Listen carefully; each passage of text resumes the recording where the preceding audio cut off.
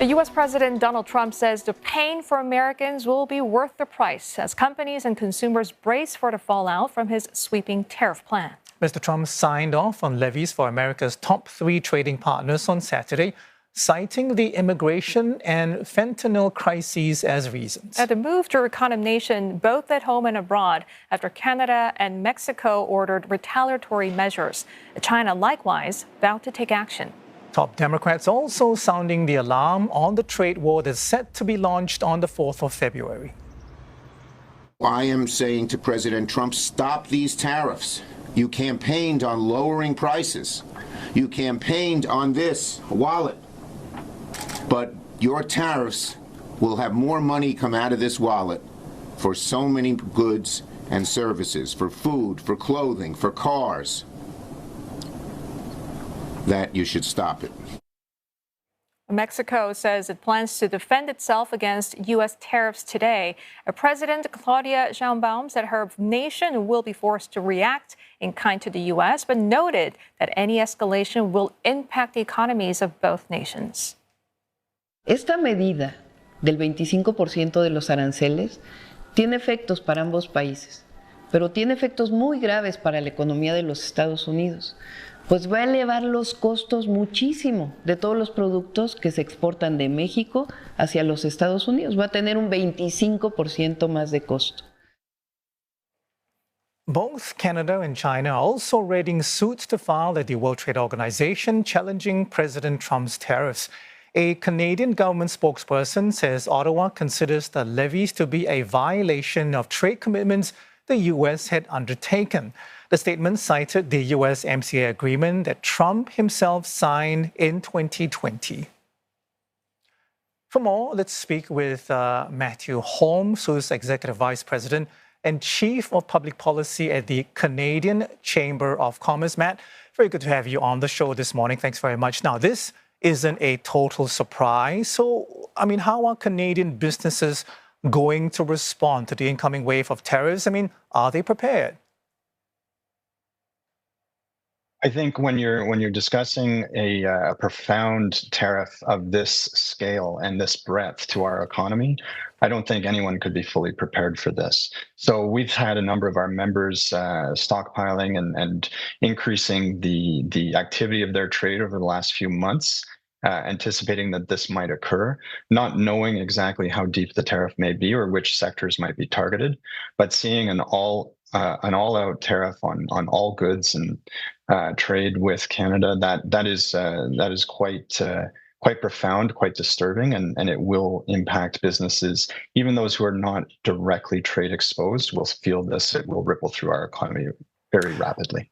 Matt, we had a guest earlier from the Heinrich Foundation who said, at the government to government levels, there isn't really anything to negotiate because, she pointed out that less than 1% of the fentanyl that crosses into the U.S. is from Canada.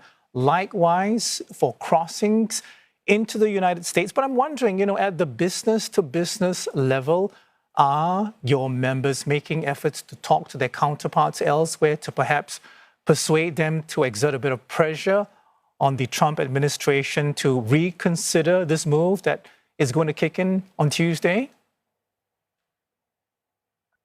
Absolutely, that's a full court press across every sector. Trade associations, myself and my colleagues were in Washington D.C. for Inauguration Day events, and we were meeting there with U.S. officials at the state level, at the federal level. We were meeting with other businesses, and there were hundreds of different Canadian businesses that also have been down there making their case. An important thing that we've done at the Canadian Chamber with our business data lab is create a new Canada-US trade tracker, which is a dynamic online tool. It lets businesses and communities click on a state or a province and see the volume of goods traded. And notably, 34 states in the US count Canada as their number one trading partner. And in many cases, Canada represents more trade for that state than the next 3 or 4 nations put together. So the scale of this is profound. It will be a tax on American citizens that Trump has put in place himself. They're going to feel it very quickly. It will affect the affordability of everyday goods, of consumer products, of food, but it will also profoundly disrupt supply chains that are critical and strategic for America. Those include defense supply chains. Those include telecoms, the microprocessor and chip capacity for their digital revolution. All of those will be compromised in one way or another based on the critical supply that we provide with Canada's minerals. And with March only a month away, when American farmers start their crop seasons in many parts of the South, they're going to be looking for Canadian fertilizer, and we provide about 70% of that for them. So this is going to ripple through both economies. It will be recessionary in Canada, we're fearing, but we think it will also hit the pocketbooks of everyday Americans quite soon as well. And Matthew, given that Canada's economy is highly integrated with the U.S., over $2 billion worth of goods crossing the border daily, I mean, how sustainable do you think Canada's retaliatory move is going to be in the long term?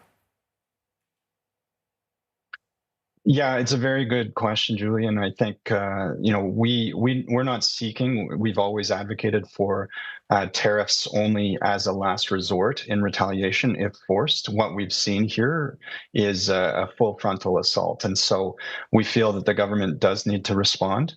That said, to your question, we can't respond or we can't sustain a war of attrition with the U.S. Treasury and the size of the U.S. economy.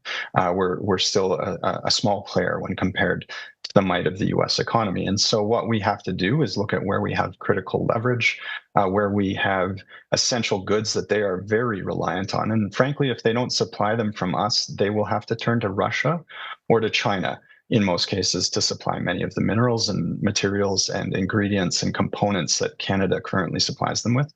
And so that just doesn't seem to be the mission of the United States right now, given geopolitics. And so we're hopeful that a strong hand will make this brief. It will be painful, but we hope to get back to a negotiation table so that we can strike some better agreement. I want to pick up on that point, a strong hand. Can I take it that you're comfortable with what Justin Trudeau is doing right now, and also comfortable with the comments made by some of the leading contenders to replace him, among them Mark Carney, about how tariffs will be met dollar for dollar? Is that the only approach available to Canada at this time?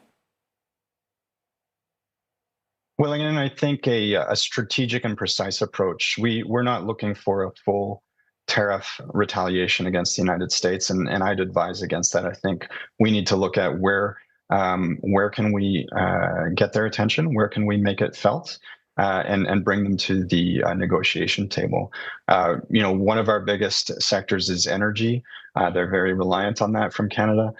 Nobody here is advocating, or very few are advocating for shutting it off in the middle of winter for the U.S. Like we're not looking for that kind of full assault. We're more advocating for a targeted, precise approach that exerts some pain. It'll hurt us. It'll also hurt them.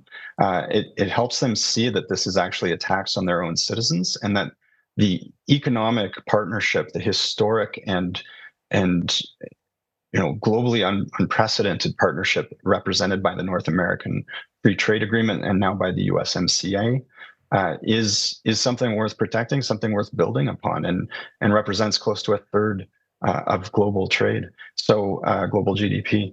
So it's really something that we're strongly in favor of, but we do not see an approach where a full tariff approach and a dollar for dollar approach will be sustainable for very long. Okay, Matthew, before I let you go, I mean, for Canadian businesses who rely on U.S. market, I mean, are there sectors where Canadian businesses are in a position to perhaps pivot to new markets or increase domestic production?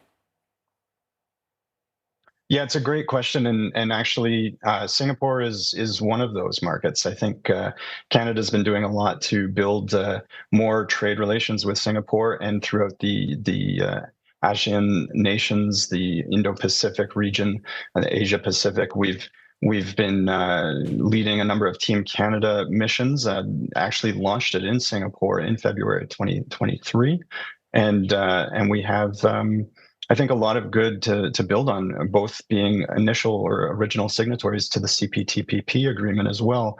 And so, we have the mechanics for that trade relationship, both with Singapore and throughout the region. And that's something that we've been working with the government on to bring our members to that market, to that region of the world, and explore how we better establish better ties and diversify our trade. Because, as you've rightly pointed out, there's a certain risk with that exposure just to one market.